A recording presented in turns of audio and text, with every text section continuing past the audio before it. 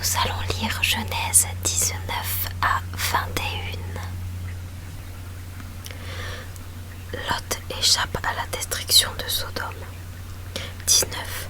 Vers le soir, les deux anges arrivèrent à Sodome. Lot était assis à la porte de la ville.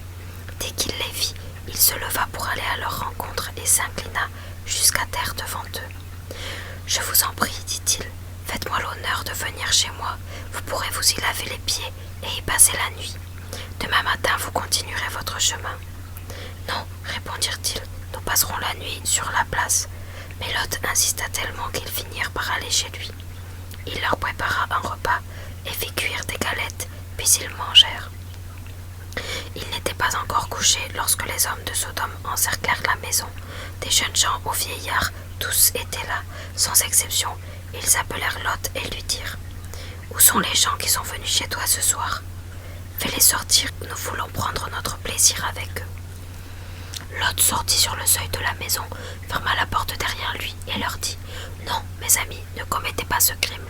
J'ai 2 filles qui sont encore vierges. Je vais vous les amener et vous les traiterez comme vous voudrez. Mais ne faites rien à ces gens, ce sont mes hôtes, ils sont sous ma protection. Ôte-moi de là, répondirent-ils.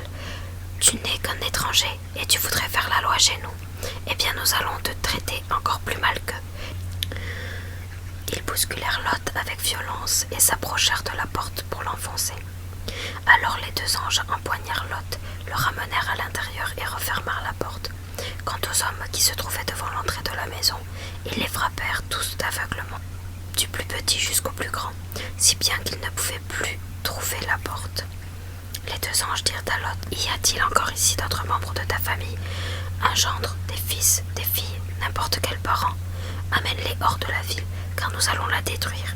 Le Seigneur a reçu en effet tant de plaintes contre les habitants qu'il nous a chargés de la détruire. » Lot alla trouver ses gendres, ceux qui devaient épouser ses filles, pour leur dire « Vite, partez d'ici, car le Seigneur va détruire la ville. » Mais ils s'imaginèrent qu'il plaisantait.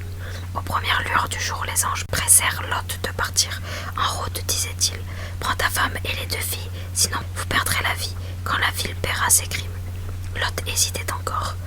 Les anges le prirent par la main, ainsi que sa femme et ses 2 filles, et le conduisirent hors de la ville, car le Seigneur voulait le sauver. Lorsqu'ils les eurent fait partir de la ville, l'un des anges dit à Lot, « Fuis pour sauver ta vie. Ne regarde pas en arrière, ne t'attarde nulle part dans la région. Réfugie-toi dans la montagne si tu veux rester en vie. » Lot répondit, « Non, Seigneur, ce n'est pas possible. Bien sûr, j'ai bénéficié de ta bienveillance et tu m'as fait une grande faveur en me sauvant la vie. Mais moi, je ne pourrai pas fuir jusque dans la montagne avant que le malheur m'atteigne et je mourrai. Tu vois cette petite ville, elle est assez proche pour que je puisse courir jusque-là. Laisse-moi m'y réfugier, puisqu'elle est si petite et j'aurai la vie sauve. » « Eh bien, dit l'ange, je t'accorde encore cette faveur de laisser intacte la ville dont tu parles. Va vite t'y réfugier, car je ne puis rien faire avant que tu y sois arrivé. » C'est pourquoi on appelait cette ville Zoar. Le soleil se levait quand Lot arriva à Zoar. C'est alors que le Seigneur fit tomber du ciel sur Sodome et Gomorrhe une pluie de soufre enflammée. Il mourut à un total bouleversement des 2 villes et leur population, ainsi que toute la région de sa végétation. La femme de Lot regarda en arrière et fut changée en statue de sel. Tôt le lendemain matin, Abraham se rendit à l'endroit où ils étaient tenus en présence du Seigneur. Quand il regarda en direction de Sodome, Gomorrhe et de toute la région environnante, il vit monter de la plaine une fumée semblable à celle d'un incendie. Quand Dieu détruisit les villes de cette région où habitait Lot, il pensa à Abraham et il permit à Lot d'échapper à ce bouleversement. Lot et ses filles. Lot avait peur de rester à Zoar. Il quitta la ville et alla vivre dans la montagne. Ses 2 filles l'accompagnèrent. Il s'installa avec elles dans une grotte. Un jour, l'aîné dit à sa sœur, « Notre père est vieux et il n'y a pas d'homme dans la région pour nous épouser, comme cela se fait partout. Viens, nous allons enivrer notre père, puis nous passerons la nuit avec lui pour lui donner des descendants. » Elles enivrèrent donc leur père ce soir-là et l'aîné passa la nuit avec lui. Il ne s'aperçut de rien, ni quand elle se coucha, ni quand elle se releva. Le lendemain, l'aîné dit à sa sœur, « Ça y est, j'ai passé la nuit avec notre père. Enivrons-le encore ce soir, et ce sera ton tour. Ainsi, nous pourrons lui donner des descendants. » Elles enivrèrent encore leur père ce soir-là, et la cadette passa la nuit avec lui. Il ne s'aperçut de rien, ni quand elle se coucha, ni quand elle se releva.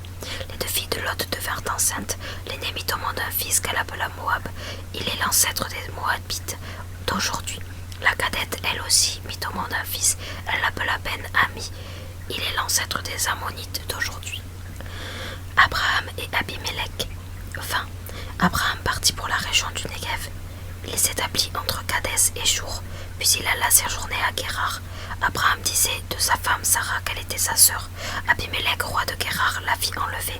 Pendant la nuit, Dieu apparut en rêve à Abimelech et lui dit « Tu vas mourir à cause de la femme que tu as enlevée, car elle est mariée. » Abimelech, qui ne s'était pas encore approché d'elle, répondit « Seigneur, mon peuple et moi sommes innocents. Vas-tu nous faire mourir quand même ?» Abraham m'a dit lui-même qu'elle était sa sœur, et elle a affirmé de son côté qu'il était son frère. J'ai agi en toute bonne conscience et je n'ai rien fait de mal. Dans ce même rêve, peu d'esprit, moi aussi je sais que tu as agi en toute bonne conscience. C'est moi qui t'ai retenu de te rendre coupable envers moi, et voilà pourquoi je ne t'ai pas laissé la coucher. Maintenant rends cette femme à son mari, c'est un prophète. Il priera pour que tu aies la vie sauve, mais si tu ne le rends pas, sache que tu mourras certainement avec tous les tiens. Abimelech se leva de bon matin, appela les gens de son entourage et leur raconta cette affaire. Ils eurent très peur. Abimelech convoqua Abraham et lui demanda « Que nous as-tu fait là? De quoi me suis-je rendu coupable envers toi pour que tu nous exposes, moi et mon royaume, à commettre une faute aussi grave? On ne doit pas se comporter comme tu l'as fait avec moi. Qu'est-ce qui t'a pris d'agir ainsi ?» Abraham répondit « Je me suis dit que les gens d'ici n'avaient aucun respect pour Dieu et qu'ils allaient me tuer à cause de ma femme. D'ailleurs, il est vrai qu'elle est ma sœur. Elle a le même père que moi, mais non la même mère. C'est pourquoi elle a pu devenir ma femme. Lorsque Dieu m'avait quitté la maison de mon père, j'ai dit à ma femme « Partout où nous irons, fais-moi le plaisir de dire que je suis ton frère. » Abimelech prit des moutons, des chèvres et des bœufs, des esclaves, hommes, femmes, et les donna à Abraham en lui rendant sa femme Sarah. Il lui dit « Mon pays t'est ouvert, installe-toi à l'endroit qui te convient. » Puis il dit à Sarah « Tu vois, je donne 1000 pièces d'argent à ton frère. C'est le signe qu'il doit prouver à tous tes proches que tu es innocent dans cette affaire. » Or, à cause de ce qui est arrivé à Sarah, la femme d'Abraham, le Seigneur avait rendu stériles toutes les femmes de la région d'Abimelech. Abraham pria à Dieu, et Dieu guérit Abimelech. Sa femme et ses servantes, elles purent de nouveau avoir des enfants. Naissance d'Isaac. 21. Le Seigneur intervint en faveur de Sarah en faisant pour elle ce qu'il avait promis.